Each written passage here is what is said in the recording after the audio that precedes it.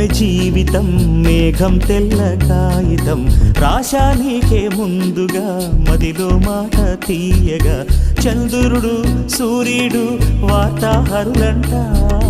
రేపవలు ఎప్పుడైనా లేఖలు నిన్నే చేరును కదిలే కాలమే జీవితం మేఘం తెల్ల కాగితం రాసే నీ